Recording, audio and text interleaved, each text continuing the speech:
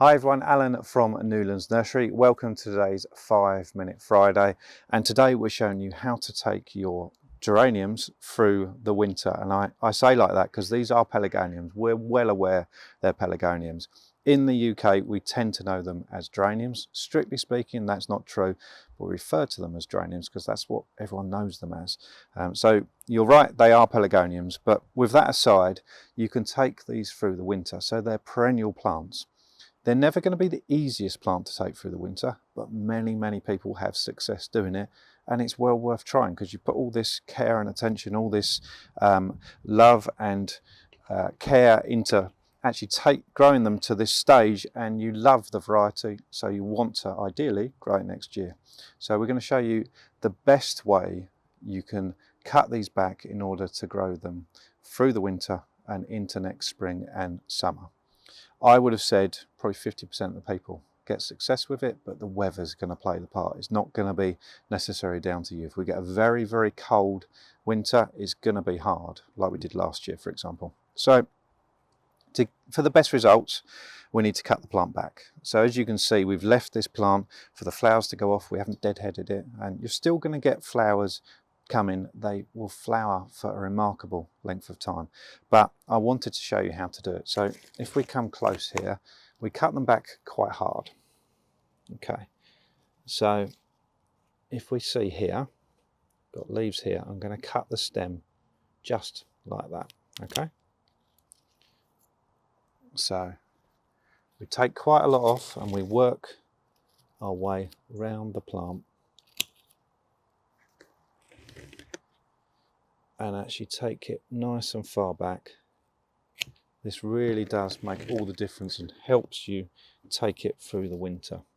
And when it comes to watering through the winter, we reduce it massively, and there'll be long periods of time where you don't water the plant. It's not using up water. It definitely doesn't want to sit wet. So we don't want to overwater it. Sometimes it can be a bit tricky to get the secateurs in there, but you'll see, never looks the best when you first do it, but they are quite resilient plants.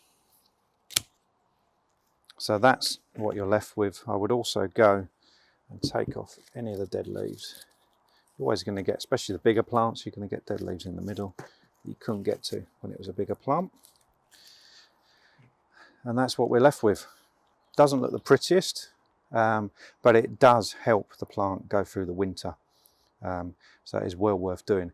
When it comes to storing the plant, we're looking for certainly to be frost free. So conservatories can work really well. If you've got a greenhouse that is frost free, so it would need an element of heating through the winter. Some people even use sheds. So a lot of it would down to what you've actually got at home. Ideally a conservatory or a greenhouse that is frost protected, so it's got a heater in there in order to bring the temperature up so you don't get frost in there. That would be ideal. And we do the same with each variety. This is a much smaller growing variety, but you treat it in exactly the same way. So sometimes with this one, for example, I'm going to take the flowers off because I actually can't see in there. It's quite a bushy plant, so we just nip that down. Really take, and this one's got a leaf there which I don't like the look of, so I'm going to take that off. And at the back here, again, I'll take the flowers off. So remember, whenever you're cutting a plant back, once you've cut it, there's no going back. You can't stick it back on. So if you're unsure, cut less off. You can always cut a bit more off. Okay, so that one we've cut a lot less off. It's quite a compact plant. I'm going to look in the inside. Any big leaves that maybe are starting to fade because it's getting towards the end of the year, so it's natural for them to do this. I'll make sure they've gone. We don't want them to rot. And that plant there, I'm going to leave just like that for now.